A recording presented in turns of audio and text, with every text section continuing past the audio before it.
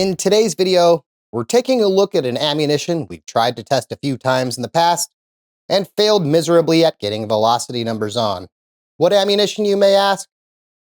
The Liberty Civil Defense 50 grain monolithic rupturing hollow point. The advertised velocity on the box is 1,500 feet per second. Let's test this ammo now through our Bodyguard 2.0 and see what velocity numbers we get.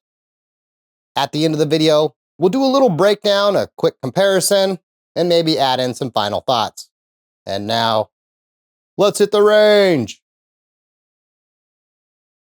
To start, I have the Doppler in pistol speeds, but if we don't get a reading in the first 3 shots, I will switch it over into rifle speeds and we'll see if that makes a difference. Here we go.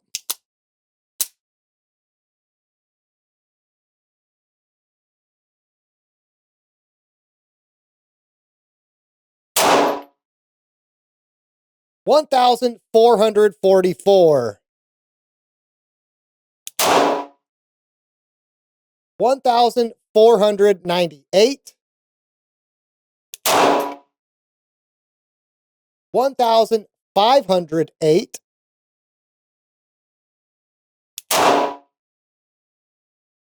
1,170.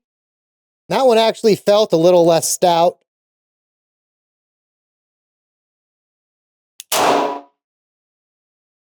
1,394.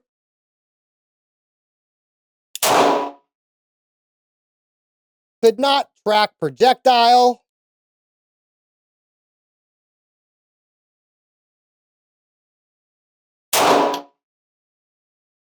1,438.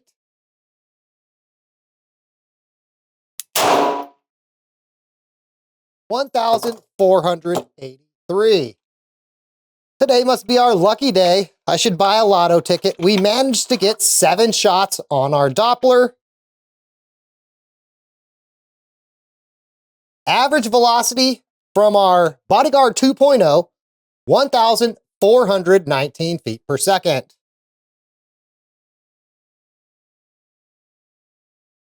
For comparison's sake, I saved 4 rounds of the Blazer 95 grain full metal jacket.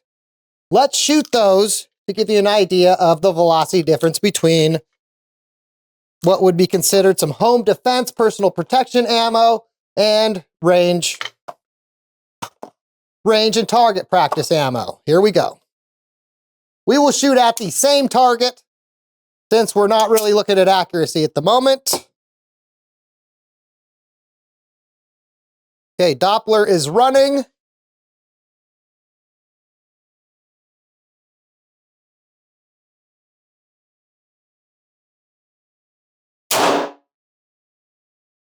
$790.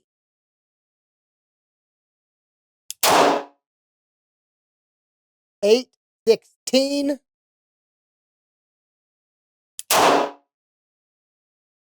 844.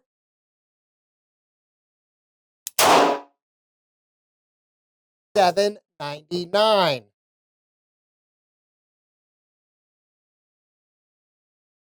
Average velocity, 812 feet per second.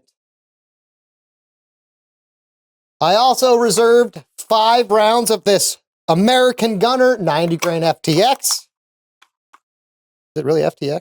XTP. I might have said FTX earlier. XTP. Extreme Terminal Performance. If you have read the Harry Bosch books, this XTP projectile was featured heavily in the first book. Let's get a velocity number on that. Well, this one we will do at the top left-hand target. Here we go. 5 shots.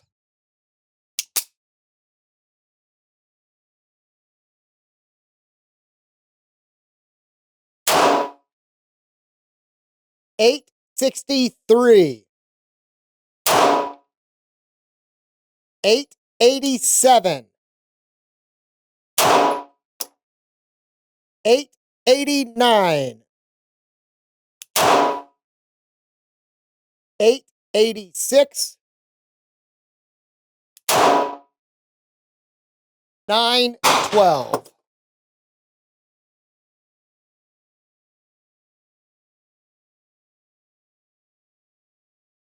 Average velocity, 887 feet per second.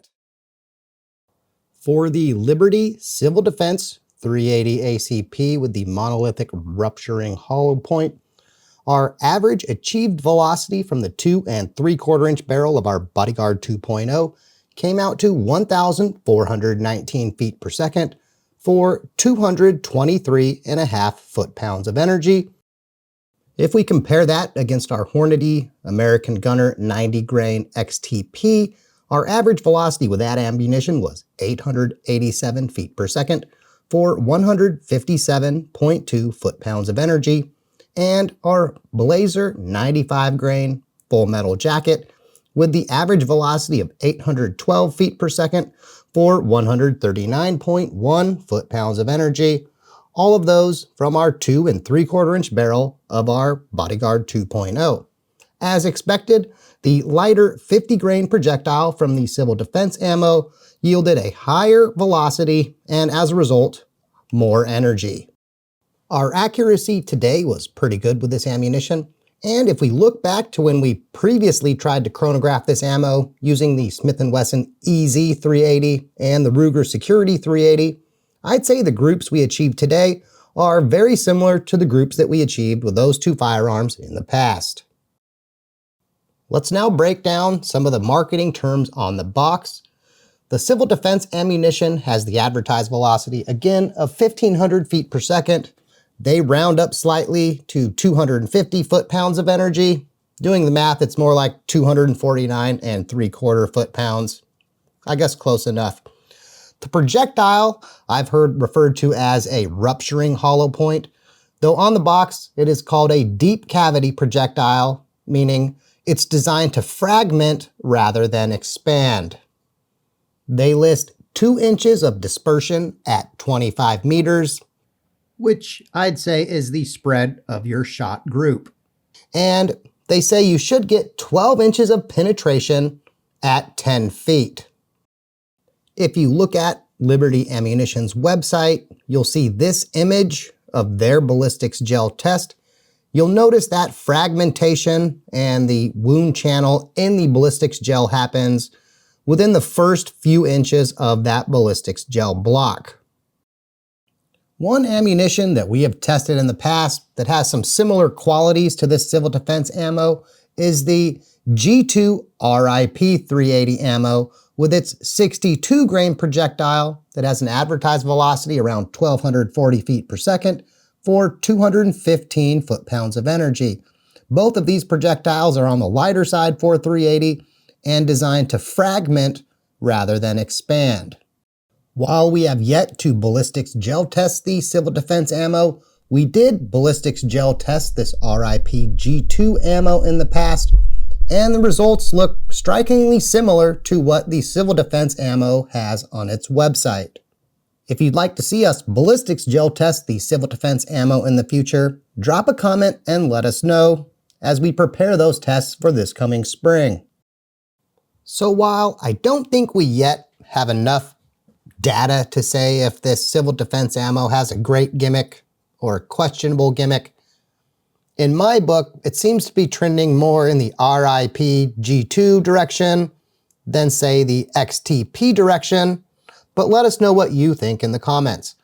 I'm a little suspicious that after fragmentation, the round isn't going to retain enough mass to give much of any penetration. Well, anyway, that seems like the perfect spot to end today's video.